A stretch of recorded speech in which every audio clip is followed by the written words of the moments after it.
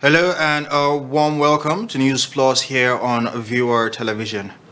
My name is Phillips Levin. First on academics, the Academic Staff Union of Universities has rejected the proposed payment of 10,000 naira per session by each parent to assist the federal government in making more funds available for universities. Newsmen reported that the National Parents Teachers Association of Nigeria proposed the levy and sought an audience with the government over the lingering strike by ASU. By reacting to the proposed levy on Thursday, ASU's national president, Professor Emmanuel Asoriki, said the parents should intervene by joining the body in mounting pressure on the Apex government.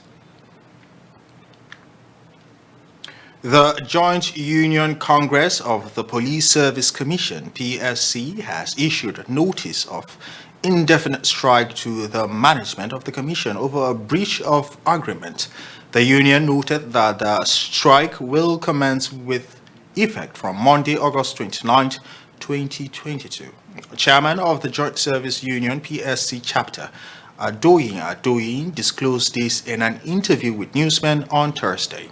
The notice is coming amidst disagreements between workers of the Commission, the chairman of the Commission, Musliu Smith, and Inspector General of Police Usman Baba on which body should be responsible for recruitment, promotion, and appointment of the constables and officers. He noted that IGP and other police chiefs in connivance with the chairman of the PSC have overruled the constitutional duty of the PSC. Scholarship programs, the European Union ambassador to Nigeria and ECOWAS, Samuela Isopi, says over 200 young Nigerians are to depart for Europe for the Erasmus Mundus postgraduate scholarship. The ambassador made this known at a news conference at the EU's headquarters in Abuja to announce the study package. The envoy added that students were selected based on merit by 20 universities in the EU countries with no interference with the bloc. Each awardee on successful completion of their studies will receive a master's degree, which will be jointly awarded by a consortium of European universities in the framework of this Erasmus Mundus Joint Master Program, which is a component of the Erasmus program. They will be able to study in 3 different universities. These 3 universities will be in at least 2 EU countries. The Director General of the Nigerians in Diaspora Commission, Abike Dabiri-Erewa, on Thursday warned Nigerians against moving to northern Cyprus due to human rights abuses meted out to Nigerians in the country. She also warned that country, which is only recognized by Turkey, does not have robust mechanism that will enable the federal government to pursue justice for several Nigerian students killed in a de facto state. Dabiri Erewa said this at the 48th session of the State House Ministerial Media Briefing organized by the Presidential Communications Team at the Presidential Villa in Abuja. Now, President Muhammadu Buhari has joined the entire Muslim Ummah in celebrating with the Sultan of Sokoto, Muhammad Saad Abubakar III, as he turned 66 on August 24, 2022. The president's message was contained in a statement signed by his senior special assistant on media and publicity, Garba Shehu. Buhari described the monarch as a spiritual leader who continues to champion the cause of peace and unity in the country by regularly counseling institutions, professionals, and public servants to abide by acceptable standards. And now the Minister of State for Labor and Employment, Festus Kayamo, says President Muhammadu Buhari relies heavily on funds generated by Nigerian Customs Service and the Federal Inland Revenue Service. Kayamo's statement corroborated an earlier report by the Nigerian National Petroleum Company Limited on July 20th that it will no longer remit money to the Federation Account Allocations Committee for sharing to the 3 tiers of government monthly The NNPC hinged the decision on its latest transition from a public corporation to a limited liability company, adding that all monetary arrears to the committee were owed by the old corporation and not the new oil company. We'll go on a break. When we come back, News Plus continues.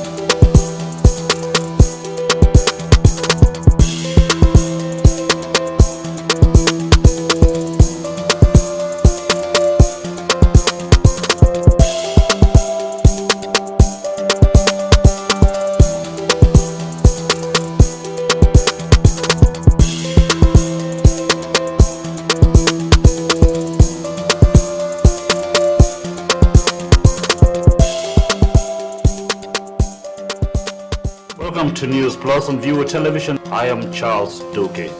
Hello and welcome to News Plus on Viewer Television. I am Joy Malik. Hello and welcome to News Plus. I am John Matike. Hello and welcome to News Plus. I am Ike Omarfon.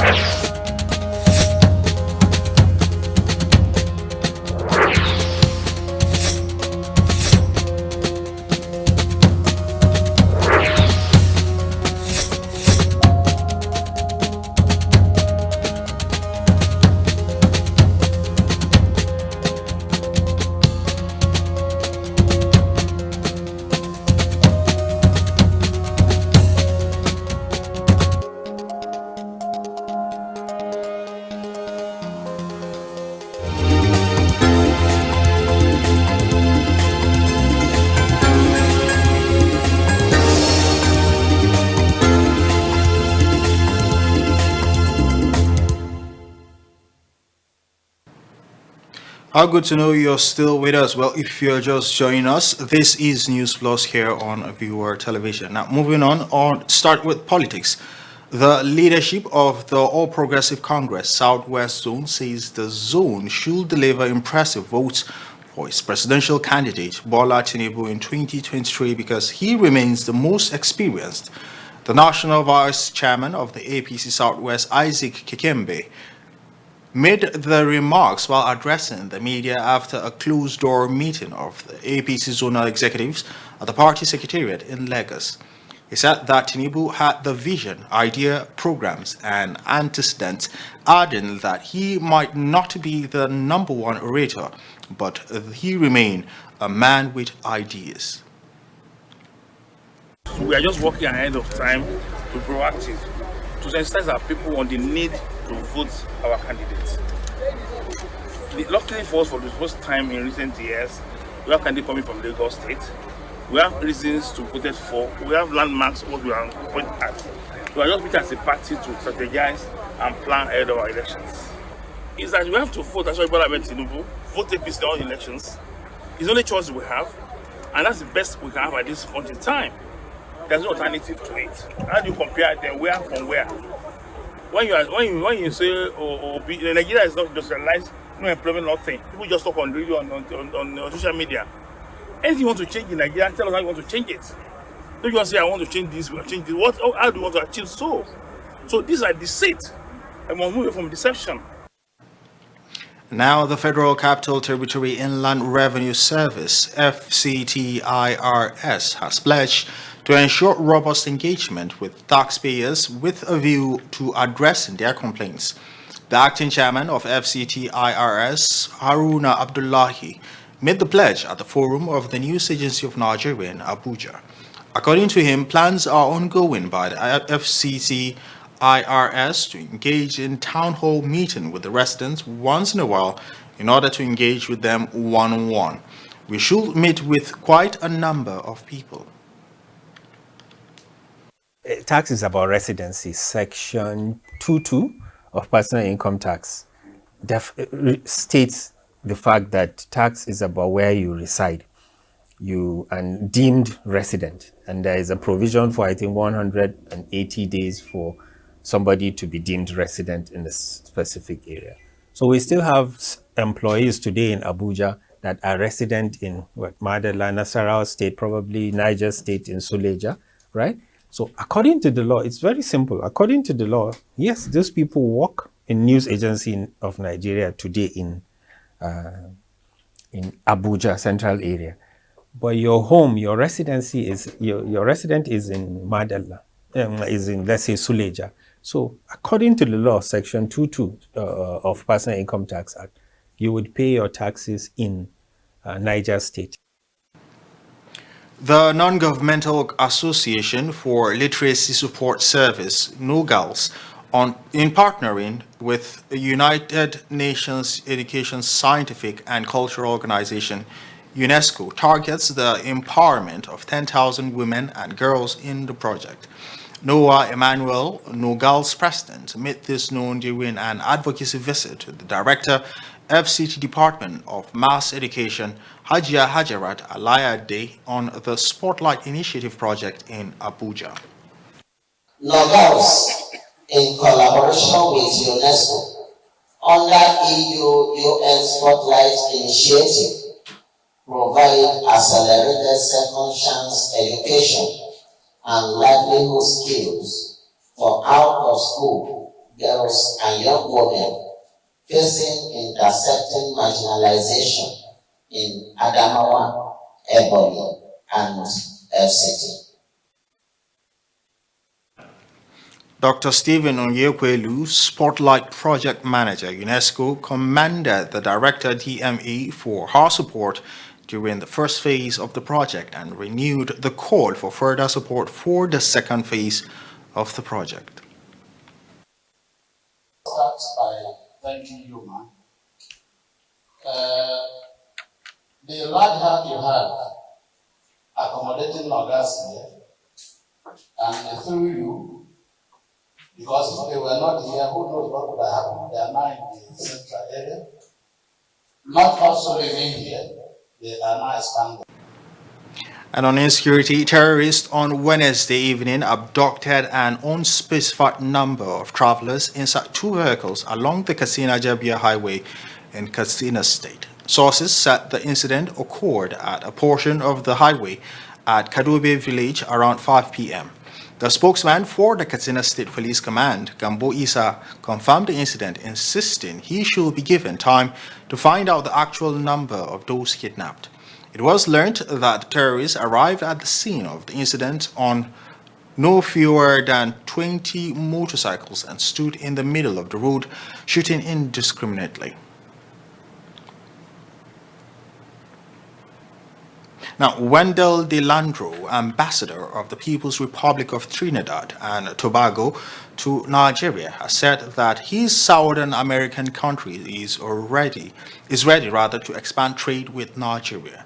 DeLandro made this known in Abuja during the commemoration of the 60th independence anniversary of Trinidad and Tobago. Newsman reports that the year-old celebration has as its theme and hashtag Together60. One of my pet things is that we have our gas development, whereby we have an industrial estate that we started way back in 79 using our gas.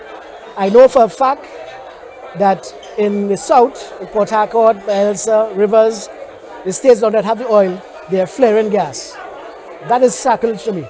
And that's one of the things that in fact, when I came here in 2018, I spoke to the Nigerian Gas Association about it. We brought up people to show Nigeria what they can do with this flare gas.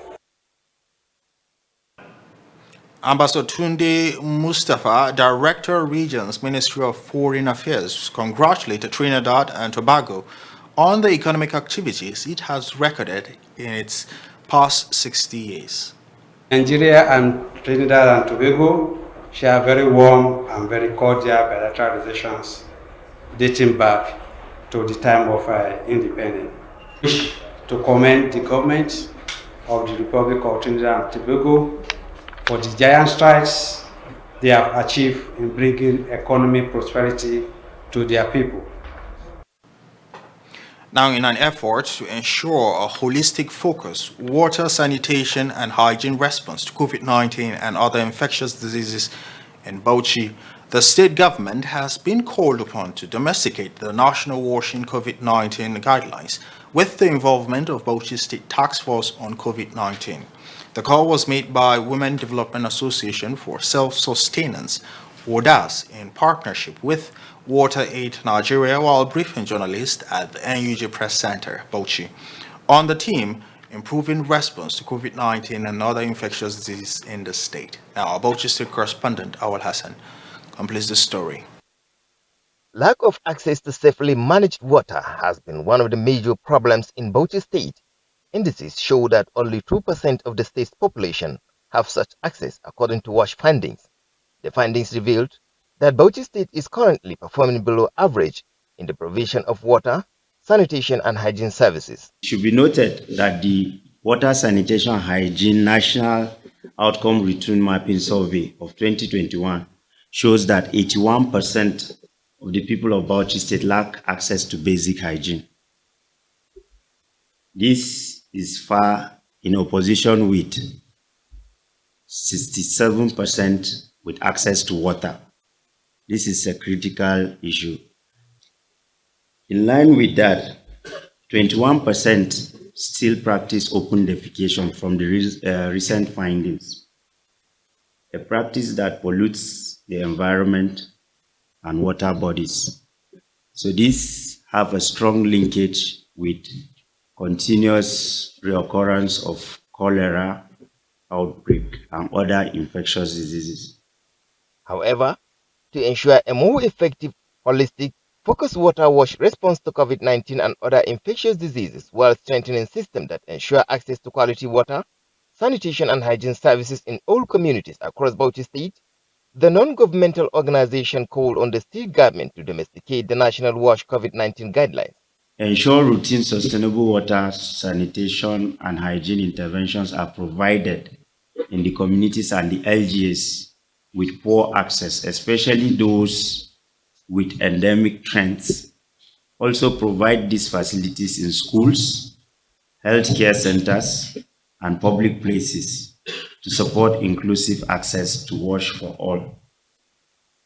And we also call that let the state domesticate the national wash COVID-19 guidelines with involvement of the Bauchi State Task Force on COVID-19.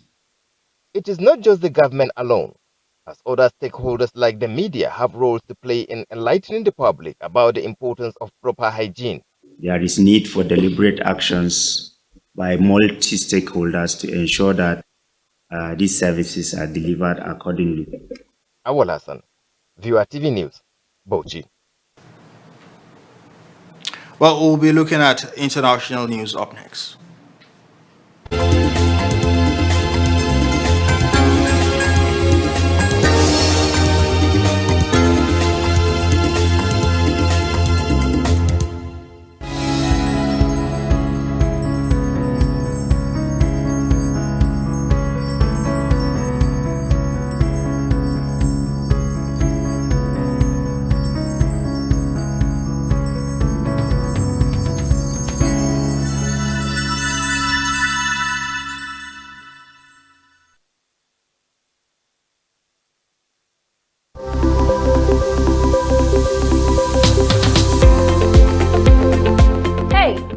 Let's get to advertise your products and services on our platform.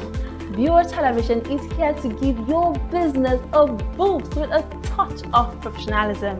If you're a brand owner, entrepreneur, proud business owner, let's place your business in the face of your customers. Contact us so we can talk business on 081-2121-2278 or info@viewertv.com.ng. Always remember, we are here for you.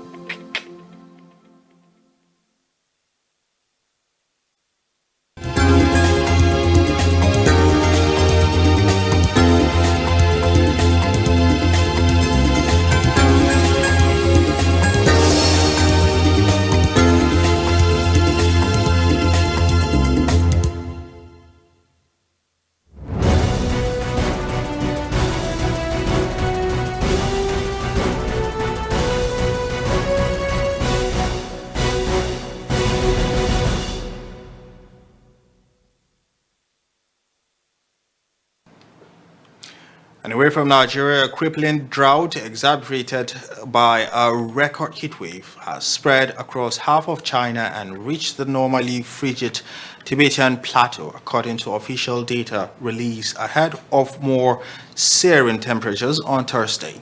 The world's second largest economy has experienced over 70 days of heat waves, flash floods, and drought phenomena that scientists say are becoming more frequent and intense due to climate change. Southern China has recorded its largest continuous period of high temperature since record began more than 60 years ago. The agricultural minister said this week experts have said the intensity, scope, and duration of the heat wave could make it one of the worst recorded in global history. Ukrainians and other residents in Paris, Berlin, and Tel Aviv marched through their cities to mark Ukraine's Independence Day and also to protest against Russia's invasion of the country, which has now lasted for 6 months. August 24th marks 31 years since Ukraine declared independence from the Soviet Union. It also marks 6 months since Russia began waging war on the country. While the war raged on, people proudly celebrate Ukraine's Independence Day around the world, including here in the Valley. Today is Ukraine is 31 years old, and we all here to support our country. We are out of our country, we are out of our cities, we are out of our roots, but we all here to support our people, to support our cities, who support the Ukraine from all over the world. We are here to be to prove that we are real Ukrainian people. Aujourd'hui, donc les Ukrainiens qui se trouvent en France, ils sont à la fois en fait extrêmement attristés en fait par la situation de leur famille, des membres de leur famille, des amis qui sont au combat, certains qui sont malheureusement déjà morts, et à la fois donc ils sont heureux et fiers de savoir que l'Ukraine résiste face à l'invasion russe.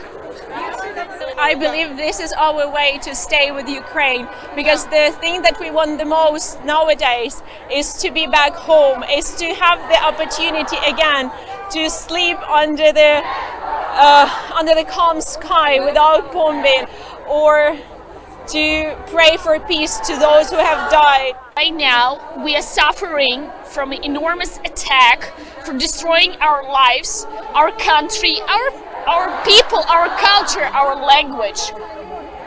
We are not just celebrating our independence. We are just telling once again, we are reminding war is still going. Incredibly important to be here today.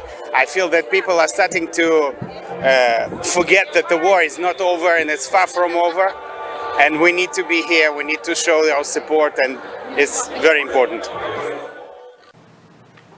Meanwhile, in a departing plea to President Vladimir Putin, UN Rights Chief Michelle Bachelet on Thursday urged him to stop Russia's attack on Ukraine and its unimaginable, terrifying impact on civilians. Bachelet, who steps down at the end of the month, marked 6 months since the February 24th Russia's invasion by insisting on accountability for serious rights violation in the conflict, some of which may amount to war crimes, she said. Tuesday marks 6 unimaginable, terrifying moments for the people of Ukraine, 6.8 million of whom have had to flee their country, she said. Well, that's all on NEWSPLUS for now. Thank you for your time, of course, and your company. My name is Phillips Levin. Please do have a great day.